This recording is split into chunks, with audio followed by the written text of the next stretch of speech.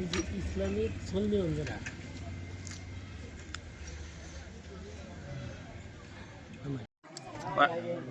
প্ৰিয় সাংবাদিক বন্ধুসকল, উপস্থিত এই বৃহত্তৰ টুমকাবুৰী বালিজান মৈৰাদাস ৰৌমাৰী অঞ্চলৰ মুৰব্বী তথা যুৱ সমাজৰ প্ৰতি মই এইটোকে আহ্বান জনাইছোঁ যে উম্মে লিলৱালা টুমকাবুৰীৰ মাদ্ৰাছাৰ উদ্যোগত দুদিনীয়া কাৰ্যসূচীৰে 13 আৰু 14 তাৰিখত এখন ইছলামিক সন্মিলনৰ আয়োজন কৰা হৈছে।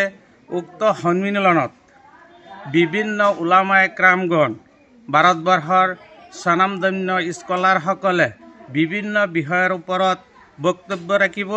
লগতে আমাৰ এই সন্মিলন বা ধৰ্মীয় সভাৰ কাৰ্যসূচীত 14 তাৰিখ সন্ধিয়া 5 বজাৰ পৰা ইয়াত মহিলাসকলৰো সুব্যৱস্থা হৈছে আৰু যিসকল উলামাসকলে ইয়াত ভাষণ প্ৰদান কৰিব তেওঁলোক সৌদি আৰবৰ মদিনা মনোৱাৰা বিশ্ববিদ্যালয়ৰ পৰা ডিগ্ৰীধাৰী লোক 3-4 জন আহিব। তেওঁলোকে আমাৰ যিবিলাক বিষয়ৰ ওপৰত আলোকপাত কৰিব, অতি সামাজিক ব্যাধি তথা নাৰীৰ পৰ্দা বা নাৰীৰ অধিকাৰ আৰু ইমান ও আকিদা এই বিষয়ৰ ওপৰত বক্তব্য ৰাখিব। গতিকে মই এই অঞ্চলৰ সমূহ ইছলাম দৰদী ভাই ভনীসকলক আহ্বান জনাওঁ তেওঁলোকে আহি আমাৰ এই সভাখন বা অনুষ্ঠানটি বা এই সন্মিলন কৰি যাতে শোভাবৰ্ধন কৰি জীৱনক পৰিৱৰ্তন কৰিব পাৰে তাৰ বাবে মই সকলোকে আহ্বান জনাই আমন্ত্ৰণ জনাওঁ। উদ্দেশ্য লৈ আমি এই আঞ্জুমান আয়োজন কৰি আছোঁ। আমি আমাৰ এই অঞ্চলৰ বৃহত্তৰ অঞ্চলৰ সমূহ ৰাইজক আহ্বান জনাম যে আঞ্জুমানত সকলোৱে যাতে সহযোগ কৰে আৰু এই আঞ্জুমানৰ যি তাৎপৰ্য সেই তাৎপৰ্য বৰ্তমান বাস্তৱ জীৱনত আমাৰ বহুতো সমস্যাৰ সমাধান ইয়াত নিশ্চয় ওলাব। আমাৰ এই আঞ্জুমানৰ বিশেষকৈ 4টা বিষয়ৰ ওপৰত এই আঞ্জুমান অনুষ্ঠিত হৈ আছে।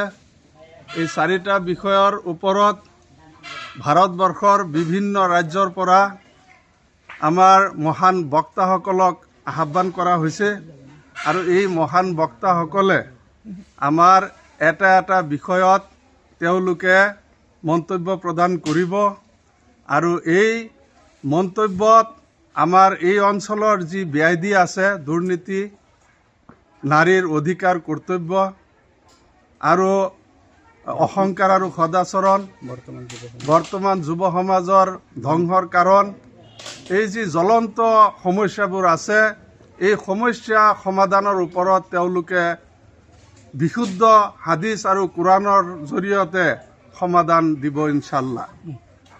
আৰু লগতে মই সকলো এই অঞ্চলৰ ৰাইজক মই আহ্বান জনাম যাতে আমাৰ ইয়াত মহিলা পুৰুষ সমানে ইয়াত এই আঞ্জুমান শুনাৰ কাৰণে আমি ব্যৱস্থা কৰিছোঁ। আমাৰ মহিলাসকল যিহেতু এই এনেকুৱা আলোচনাত আগভাগ লোৱা আমাৰ সাধাৰণতে দেখা নাযায়, গতিকে আমাৰ মহিলাসকলেও আহি আমাৰ ভৱিষ্যত জীৱন যাতে আমি সুন্দৰভাৱে অতিবাহিত কৰি ইছলামৰ বিধানমতে আমি চলা ফুৰা কৰিব পাৰোঁ তাৰে আহ্বান থাকিল। আৰু লগতে আমাৰ যিসকল উলামা আছে তেওঁলোকেও ইয়াত যথেষ্ট কষ্ট কৰি আমাৰ এই আঞ্জুমানৰ ব্যৱস্থা কৰা হৈছে। মই ভাবোঁ এটা উপযুক্ত সময়ত এই সঠিক এটা সিদ্ধান্ত লোৱা হৈছে আৰু মই ভাবোঁ এই আঞ্জুমানে আমাৰ এই অঞ্চলত বিশেষ প্ৰভাৱ পৰিব আৰু